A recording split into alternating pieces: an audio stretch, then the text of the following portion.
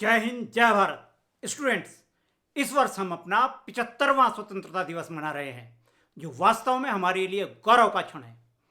अनगिनत क्रांतिकारियों ने लहू देकर दिलाई है स्वतंत्रता, वीर सैनिकों ने लहू देकर बचाई है स्वतंत्रता। 4 दिनों में नहीं मिली यह सदियों की कमाई है स्वतंत्रता। कुर्बानियों पर कुर्बानियां दी, तब जाकर हमने पाई है स्वतंत्रता।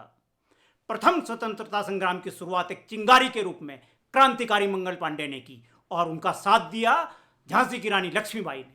उन्होंने अपने प्राणों को भारत माता पर न्यौछावर कर दिया, जिसके बाद एक चिंगारी ने एक भयंकर आग का रूप ले लिया और यह पूरे भारत में फैल गई। संपूर्ण भारत में देशवासियों ने अंग्रेजों के खिलाफ आवाज उठाई।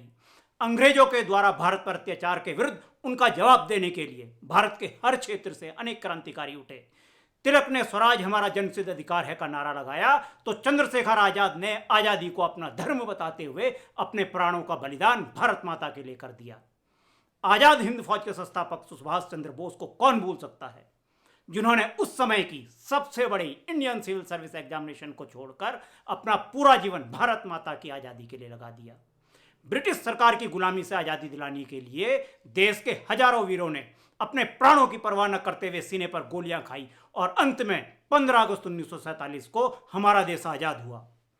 चढ़ गए जो हंसकर सूली, खाई जिन्होंने सीने पर गोली, हम उनको प्रणाम करते हैं। जो मिट गए देश पर, हम उनको सलाम करते हैं।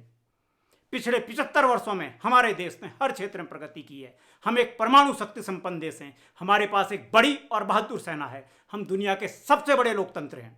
हमारे युवा आईटी और इंजीनियरिंग में दुनिया का नेतृत्व कर रहे हैं। फिर भी हमें जो मुकाम हासिल करना चाहिए था, हमने वह हासिल नहीं किया है। लेकिन अब समय आ गया है भारत विश्व की नंबर 1 महाशक्ति बने। वे वीर सैनिक जिनके कारण हम सुरक्षित हैं, उनके विषय में जितना भी बोला जाए वह कम है। सीमाओं पर खड़े उन सैनिकों को मैं प्रणाम करता हूं। मुझे गर्व है मेरे देश के उन जवानों पर जो देश की सुरक्षा के लिए अपने घर परिवार से दूर रहकर सीमा पर 24 घंटे देश से दुश्मनों की रक्षा करते हैं। मैं उनकी माताओं को धन्यवाद देना चाहता हूं जिन्होंने ऐसे वीर सपूत पैदा किए। उनके लिए कहता हूं, मुझे तन चाहिए, मुझे ना धन चाहिए, बस अमन से भरा मेरा वतन चाहिए। जिंदा रहूं इस मातृभूमि के लिए और जब मरूं तो तिरंगा कफन चाहिए।